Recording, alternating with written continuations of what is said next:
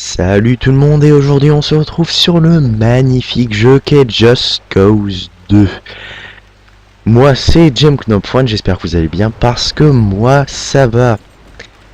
Dans ce jeu vous incarnez Rico Rodriguez, aussi dit le Scorpion, envoyé par une agence qui ressemble furieusement à la CIA, renverser un dictateur dont le seul crime a été de fermer un casino international. Pour ce faire, vous récolterez des points de chaos. Et en d'autres termes, vous êtes payé pour commettre des attentats terroristes contre des cibles civiles et militaires, comme par exemple des centrales d'épuration, de l'eau et des centrales électriques. À la fin de ce jeu, vous vous direz « Hurrah, le cynisme n'est pas mort dans les jeux vidéo ». Comme vous voyez, les ennemis sont très faciles à tuer.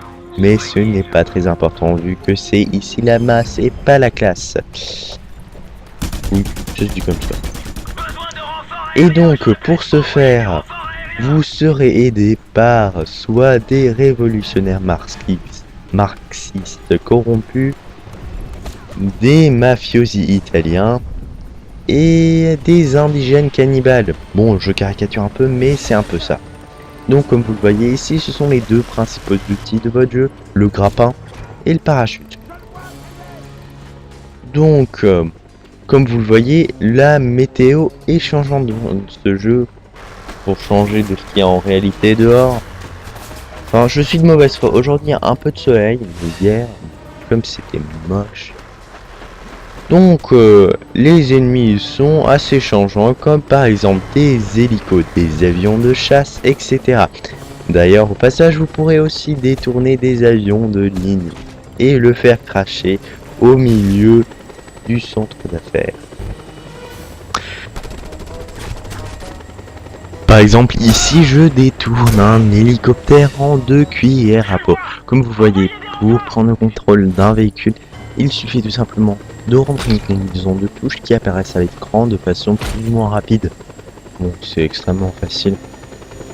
Et maintenant, je vais rentrer dans une base militaire pour détruire le plus possible. Et comme vous le voyez, cette destruction de réserve d'essence, ce n'est pas une mise à sac de l'économie panavienne, puisqu'on est sur du Panao, si je ne vais pas dire. Mais c'est de l'écologisme actif, voilà, vous l'aurez tout compris. Après ce jeu, vous verrez le monde d'une toute autre manière, puisque vous aurez tout fait. De la destruction des avions civils, jusque... quoi d'autre? Ce jeu, je dirais, est sans limite, on peut aller partout, on peut faire n'importe quoi. C'est ça qui est rigolo. Bon, au bout d'une dizaine d'heures, d'une vingtaine d'heures maximum, on commence à s'en lasser parce que ce jeu est tellement ouvert, c'est sa qualité en même temps son défaut. Parce que, bon, j'ai sauté d'une 50aine de mètres, mais je ne suis pas mort. Ce jeu est réaliste, mais à un point. D'ailleurs, il se prend aussi 8 coups de 20 mm et il ne meurt pas. Il est quand même résistant, ce Rico. S'attaquer à un hélicoptère d'un pistolet, quel qu'il a. Et donc, je crois que je vais vous laisser sur ça. J'espère que vous avez donné un bon aperçu de ce jeu. Et si vous avez envie de voir à quoi ça ressemble, je vous invite à télécharger la démo assez complète, je dirais, sur Steam, puisqu'elle vous permet de jouer dans un monde très ouvert pendant une dizaine de minutes, si je ne m'abuse. Et donc, on revient à un point de sauvegarde, puisque on a un nombre infini de vies. Je vais terminer ma phrase.